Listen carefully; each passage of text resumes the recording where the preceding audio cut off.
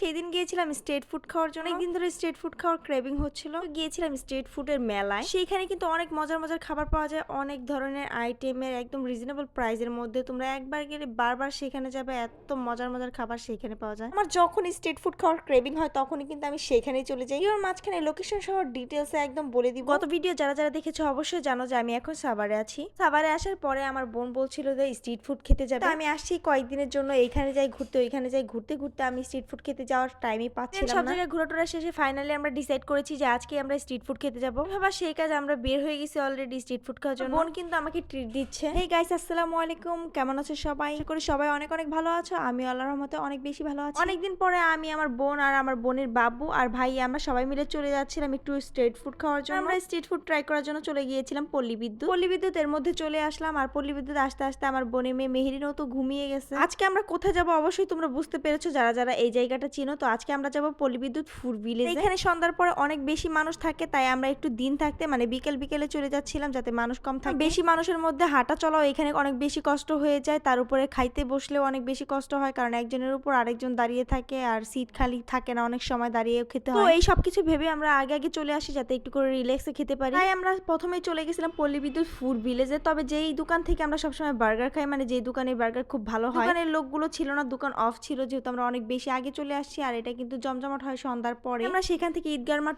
1-এ যাই, কারণ ওইখানের খাবারগুলো অনেক বেশি মজা হয় ঈদগাহ মাঠ 2-এর থেকে। ফুড ভিলেজের থেকে ঈদগাহ মাঠের খাবারগুলো একটু ভালো হয়। এখানে এসে আমরা প্রথমে বার্গার অর্ডার দিয়ে দিয়েছি। ঈদগাহ মাঠ কিংবা ফুড ভিলেজ যেখানেই খাও না কেন, বার্গার কিন্তু তোমার চোখের সামনে একদম ভেজে একদম বানিয়ে দিবে। কিন্তু খুবই মজাদার বার্গার পেয়ে যাবে, প্রাইস খুবই রিজনেবল প্রাইস, খেতেও খুবই মজা। 60 থেকে 80 টাকার মধ্যে এই বার্গার গুলো পেয়ে যাবে। এগুলো চিকেনের সাইজ কিন্তু বেশ বড় বড়, যা বাইরের রেস্টুরেন্টে 200-300 টাকাতেও পাবে না। আর আমি তো অনেক বেশি ফুডি, আমার বোনও অনেক বেশি ফুডি, আমার হাজবেন্ড তো সেও অনেক বেশি ফুডি। কিছুদিন পর পর এখানে খেতে চলে আসি। বার্গারের টেস্টটা কিন্তু অনেক বেশি ভালো ছিল, আর এটা কিন্তু খেতে অনেক মজা। আর এই বার্গারের দোকানের লোকেশন হচ্ছে ঈদগাহ মাঠের দ্বিতীয় যে গেট, ওই গেট দিয়ে ঢুকে একদম লাস্টে যে বার্গারের দোকান সেটাই। আমার কাছে এই বার্গারটা বেশ ভালো লেগেছে, তোমরা চাইলে ট্রাই করতে পারো। বার্গার খাওয়া শেষ, এরপর ফ্রাই চিকেন খাবো। ফ্রাইড চিকেনের দোকানের সামনে গিয়েছি।